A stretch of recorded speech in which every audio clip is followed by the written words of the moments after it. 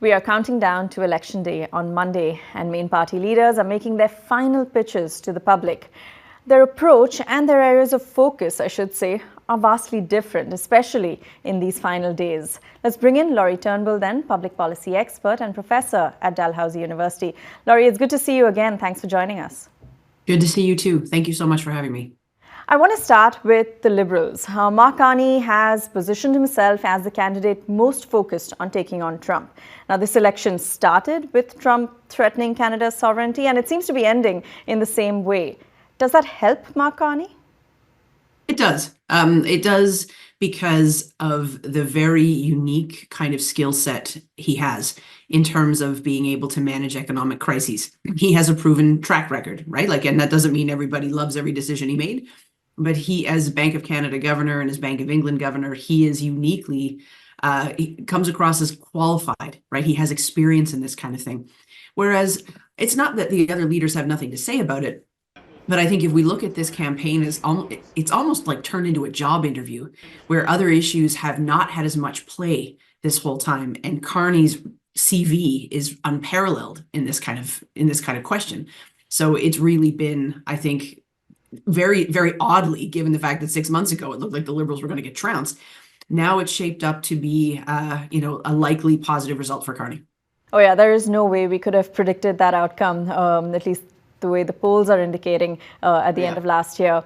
I do want to get your take on the Conservatives as well, because it's been interesting to see Pierre Poilievre's choice of campaign stops in these final days.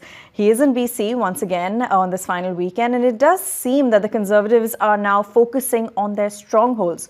What do you make of that?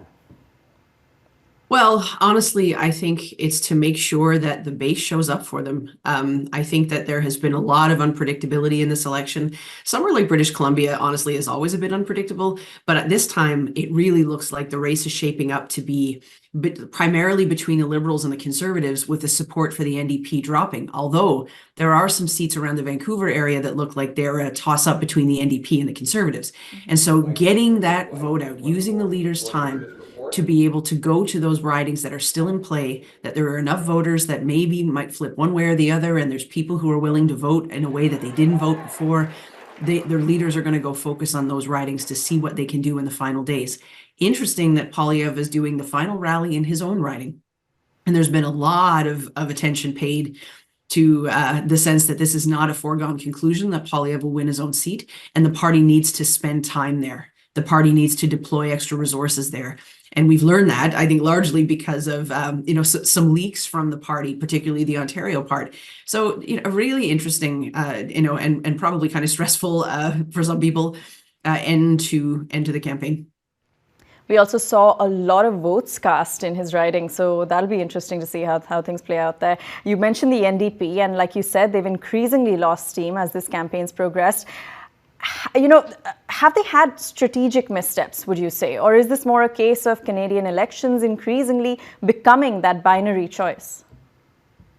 To be honest, I think that for a long time, it hasn't been a binary choice. I think we typically have the two parties that are in contention for government, and the others really aren't in the same way. But we have had a multi-party system for a long time. The NDP used to be the official opposition. And so there is a sense of choice on the ballot. But for this time, it really has become an election about who's going to be the prime minister.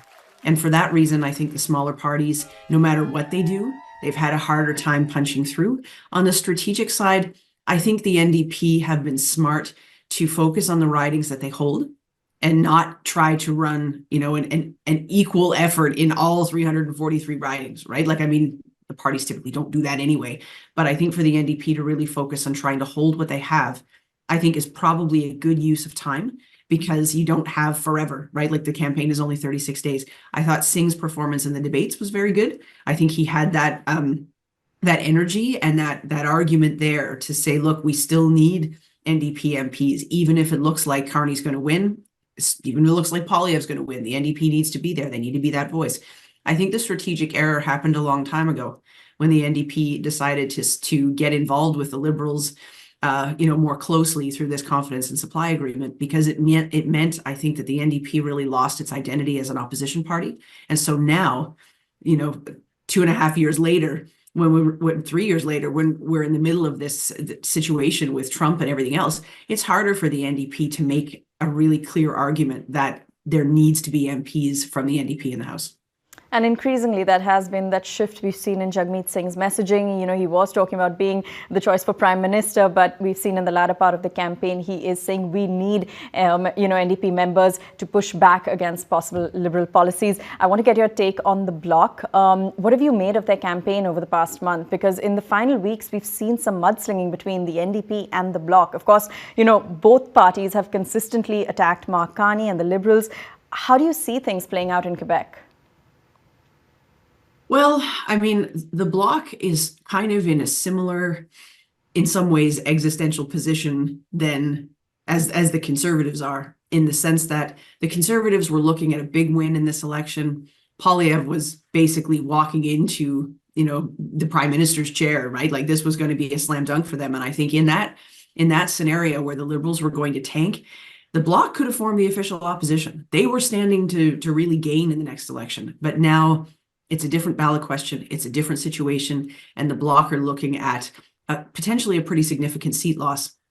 Frankly, I don't think that Blanchette's performance during the debates was particularly compelling in French or in English. And I think the final stages of the campaign where yesterday he's making, or, in the final stages of the campaign, Blanchet is making this argument that Canada is an artificial construct, essentially. And that is, to me, a sign of desperation, that he's trying to kind of anger up the people who typically vote Bloc, to say, look, don't cast your vote with Carney, don't cast your vote with Canada. Focus on Quebec, focus on that unique voice for Quebec. Honestly, I think it's too late. And I think that kicking Canada is not the way for Blanchet to build his case at this point. All right, we leave it there. Of course, we have just a couple of days left to know who Canada chooses. Thanks so much, Professor. That is public policy expert Laurie Turnbull. Thank you.